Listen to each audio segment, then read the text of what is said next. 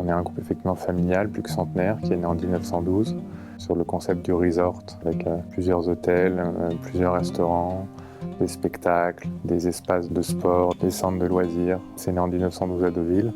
Et depuis, on est aujourd'hui en 2020. Ma sœur et moi sommes la 4e génération. Ce qui fait la force du groupe Barrière, c'est vraiment la personnalisation et l'attention portée à chaque client. Chaque client est unique. On appelle Money Cannot Buy. C'était des attentions et des accès justement uniques pour nos clients. Dans la restauration, on a notamment le Fouquet's. Fouquet's, c'est vraiment un symbole français, un symbole de l'art de vivre à la française. Tous nos Fouquet's aujourd'hui ont une carte signée Pierre Gagnère. C'est pour nous une immense fierté. Pierre Gagnère est un des plus grands chefs au monde. Et c'est un symbole de la gastronomie française. On essaie de développer aussi la clientèle chinoise. Et pour ça, on est en train de travailler pour adapter l'offre à ce qu'attendent les Chinois. Et un des points sur lesquels on travaille, c'est les petits déjeuners.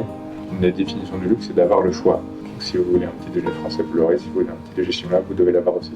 La culture fait aussi vraiment partie de notre ADN également. Comme par exemple un festival du cinéma. On a eu il y a un an le festival de la gastronomie chinoise qui a eu lieu au Fouquet's, avec des chefs qui venaient de Canton. Nos chefs français ont beaucoup apprécié échanger avec les chefs chinois. Donc c'était vraiment une belle réussite. Une belle promotion pour la gastronomie chinoise et un bel échange de culture. Le Fouquet's a toujours été un lieu prisé par le monde de la culture, mais également par le milieu politique. On est un groupe 100% français, on est un groupe familial, on a toujours fait attention à respecter les valeurs familiales qui sont l'intégrité, la probité, et je pense que c'est aussi ça qui a fait notre force. On est présent en France, on est présent en Suisse, on est présent au Maroc, on est présent en Côte d'Ivoire et d'ici 2 ans, on ouvrira à New York. Chaque hôtel est unique et personnalisé pour sa destination. On ne fait pas d'hôtel standardisé.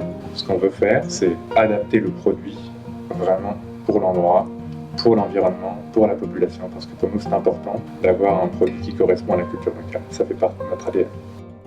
Parce que vraiment, pour nous, la Chine, c'est un marché clé sur lequel on consacre beaucoup d'énergie.